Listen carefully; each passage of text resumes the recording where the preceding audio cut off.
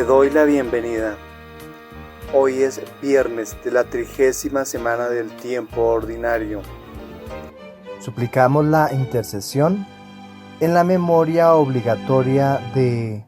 El viejo perro dormitaba plácidamente bajo el rellano de las escalas. Pero fastidiado por el fétido olor que expelía el sarnoso, su amo, el ecónomo del convento, ordenó que lo mataran. Los negros encargados de esa ominosa tarea lo sacaron a rastras hasta el patio central del monasterio, y aunque el indefenso Gosque gañía lastimeramente, sin contemplación lo ahogaron, y cuando se disponían a arrojar su cadáver en el muladar, pasó por allí Fray Martín de Porres, quien, conmovido por la penosa escena, le pidió a los ejecutores que se lo entregaran, y con todo el cuidado y el amor lo llevó hasta su celda, se encerró con él, y llorando, oró fervientemente durante un buen rato, al cabo del cual el perro abrió los ojos, se incorporó y, lamiendo las manos de su bienhechor, batía la cola, ladraba con alegría y retozaba por toda la celda. A continuación se lo llevó al amo desalmado, le recriminó su crueldad y le recordó que esa criatura lo había acompañado fielmente durante 18 años y merecía su agradecimiento y protección. El ecónomo, arrepentido, le pidió perdón al santo y le prometió que lo cuidaría, mimaría con esmero, y así lo hizo hasta que murió el viejo perro 5 años después. Martín de Porres, nacido en Lima el 9 de diciembre de 1579, era hijo de un español y una negra liberta que nunca pudieron casarse por la disparidad de sus orígenes y por ello estuvo marcado por la discriminación. No obstante, recibió de sus padres una sólida formación cristiana que lo indujo a ingresar cuando contaba 15 años al convento de los dominicos, en donde lo recibieron con ciertas reservas por su condición social en calidad de donado, lo que significaba que sería destinado a trabajar como criado y no alcanzaría la dignidad sacerdotal. Pero dada su virtud, humildad, obediencia y sobre todo una inconmovible devoción que se reveló muy pronto con los prodigios que se suscitaban a su alrededor, 9 años después fue promovido a la condición de fraile en 1603, pero conservó su preferencia por los oficios humildes que hasta ese momento desempeñaba: el toque puntual de las campanas, el aseo de todo el convento, el cultivo de las huertas, atención a las necesidades de sus compañeros y su permanente disposición para ayudar a los pobres y a curar a los enfermos, lo cual hacía con mucha habilidad y eficacia, dado que en su juventud había sido aprendiz de barbero, cirujano, dentista, herbolario y boticario. Su bien ganada fama de santo convirtió a San Martín de Porres en el fraile más solicitado de Perú, porque a las puertas del convento llegaban desde el más humilde hasta el más encopetado, y a todos los curaba milagrosamente y en algunos casos resucitaba muertos, como el monje compañero, al que luego de fallecer lo hizo llevar a su celda y después de masajearlo y orar por él un buen rato, el fraile despertó tosiendo y al otro día estaba de regreso a sus oficios. Incluso se dieron casos en los que a San Martín de Porres, gracias a su don de bilocación, pues nunca salió de Perú, se le veía sanando enfermos en México, Filipinas, Argel, China, en Francia, y llevándole alimentos a los misioneros en Japón. Ni qué decir de su capacidad para comunicarse con los animales y lograr que ellos le obedecieran, como ocurrió cuando las ratas invadieron el monasterio y estaban diezmando la alacena y royendo los ornamentos de la capilla. Entonces San Martín de Porres los conminó a salir y a permanecer en un descampado con la promesa de que les llevaría alimentos, pacto que ambas partes cumplieron meticulosamente. Nadie se explicaba cómo podía repartir su tiempo porque además de todas sus actividades solo dormía 1 hora, ayunaba todo el tiempo, se flagelaba y permanecía orando largas horas en las cuales se le veía levitar e inclusive mantenerse varias horas suspendido ante un crucifijo, y solo bajaba cuando se lo ordenaban sus superiores. En sus éxtasis atravesaba muros, de su magra figura se irradiaba una extraña luminosidad y de su cuerpo emanaba un dulce perfume que era el que le servía a sus compañeros para encontrarlo cuando San Martín de Porres se les desaparecía. Aunque desde 1630 su salud comenzó a deteriorarse, mantuvo su ritmo de trabajo sin quejarse. A punto de cumplir 60 años fue atacado por el tabardillo, que llamaban en aquella época tifus, que llamamos hoy. Y esa enfermedad cobró su vida el 3 de noviembre de 1639. Fue canonizado por el Papa Juan XXIII en mayo de 1962. Por eso hoy, día de su festividad, pidámosle a San Martín de Porres que nos enseñe a ser humildes, para servir con alegría a nuestro prójimo.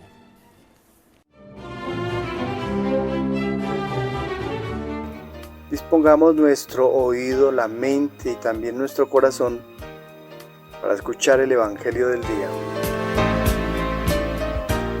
Del Santo Evangelio según San Lucas, capítulo 14, versículos desde el 1 hasta el 6. Un sábado entró Jesús en casa de uno de los principales fariseos para comer, y ellos le estaban espiando. Jesús se encontró delante un hombre enfermo de hidropesía, y dirigiéndose a los letrados y fariseos preguntó: ¿es lícito curar los sábados o no? Ellos se quedaron callados. Jesús, tocando al enfermo, lo curó y lo despidió. Y a ellos les dijo: si a uno de vosotros se le cae al pozo el burro o el buey, ¿no lo saca enseguida, aunque sea sábado? Y se quedaron sin respuesta. Palabra del Señor. Nuestra reflexión para el día de hoy. El texto bíblico de este día, en su capítulo 9, habló de la primera lectura de la carta a los romanos. Decimos que aquí encontramos el preámbulo de los escritos de la carta a los romanos, pasando por su saludo, llegando a la salvación de la fe en la justificación y un segundo punto, la salvación.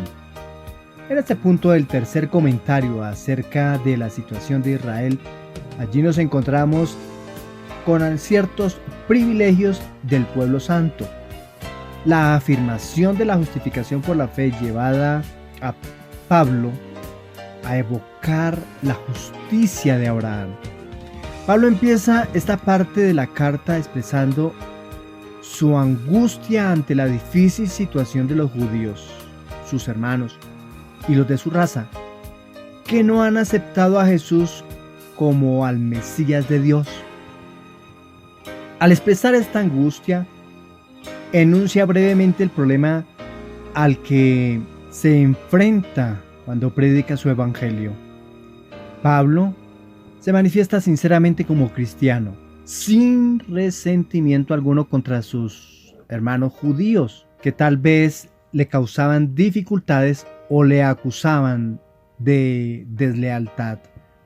Pablo quiere ser un proscrito o un maldito para sufrir el peor destino posible: ser separado de Cristo por sus paisanos judíos.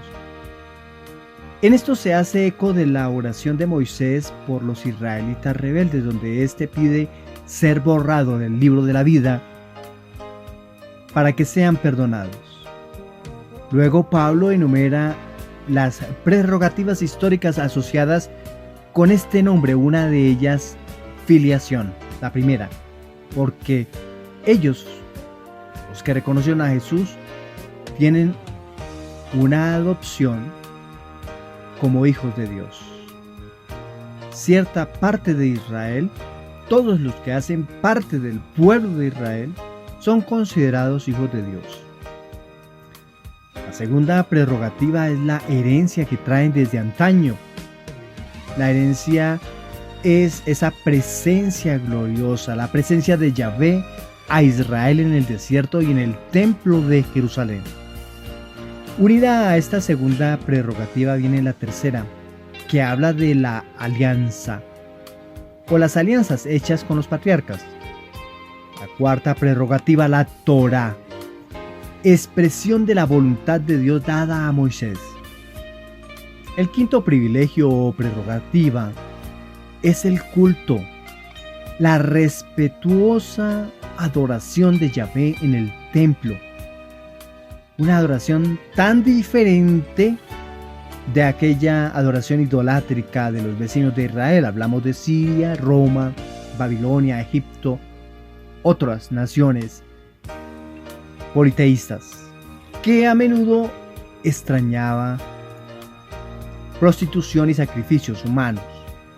La sexta prerrogativa o privilegio las promesas hechas a Abraham, a Moisés y a David. Y el último de los privilegios descritos en el versículo 5, los patriarcas, el patrimonio de sus antepasados, pues seguía adorando a Dios, al Dios de sus padres, Abraham, Isaac y Jacob. En conclusión, Pablo se alegra de todo lo que han heredado sus hermanos y de los que en ese tiempo, y muchos de ellos hoy, se enorgullecen. Pablo hace esta lista de beneficios de los que se alimentan sus hermanos. Pablo ya se siente otro, totalmente distinto a sus hermanos, unido a Cristo el Señor.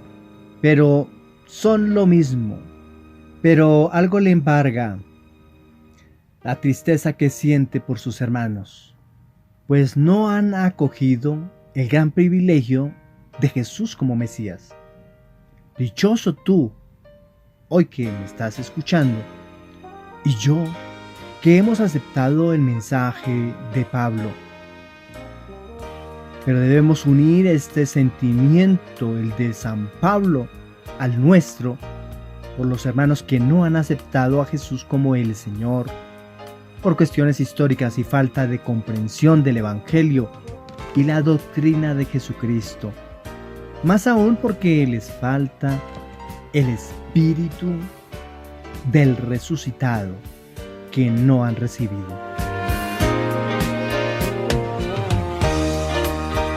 Ante esta propuesta, en nuestra primera lectura del apóstol Pablo, le respondemos al Señor con el Salmo 147.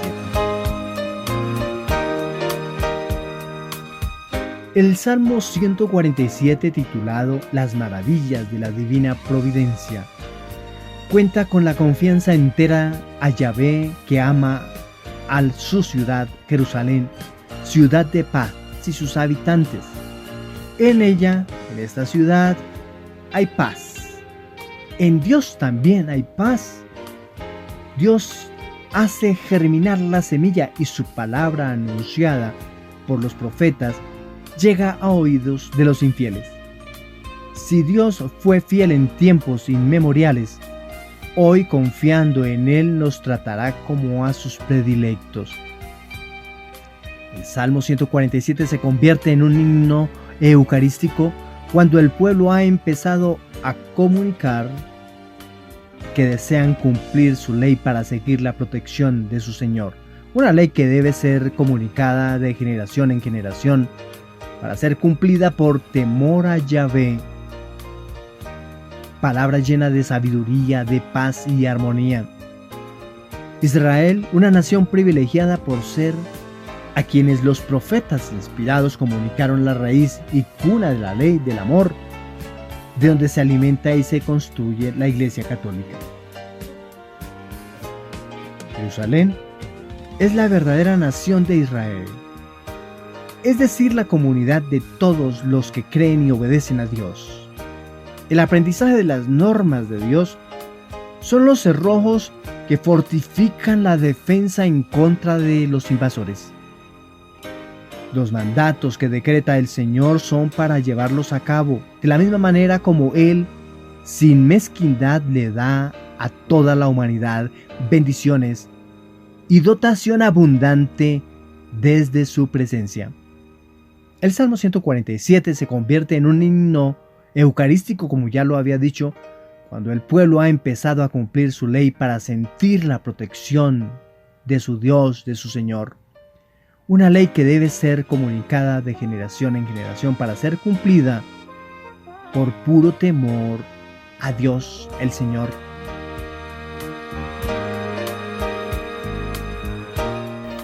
La propuesta del Evangelio.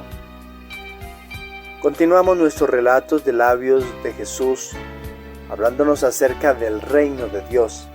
Y estamos en el tema de la oposición con que concluyó el capítulo 13. Jesús es el anfitrión del banquete de los últimos días al que absolutamente todos están invitados. Hoy el relato es exclusivo del evangelista Lucas. Estamos frente a la invitación que hace un líder de la secta de los judíos un grupo de los más disciplinados y celosos en el cumplimiento de la Torá. Jesús, poniendo su mirada en cierto grupo de personas que no era tenido en cuenta para ser invitados a su casa, limpia, sana y libera a un hombre al que debió haber sido invitado. Sería interesante para comprender mejor el texto qué sería lo que molestaba a los fariseos, que Jesús violara la norma del sábado o que devolviera la dignidad a un hombre enfermo. Porque Jesús quiere comparar esta invitación a cómo será el banquete en el reino de los cielos.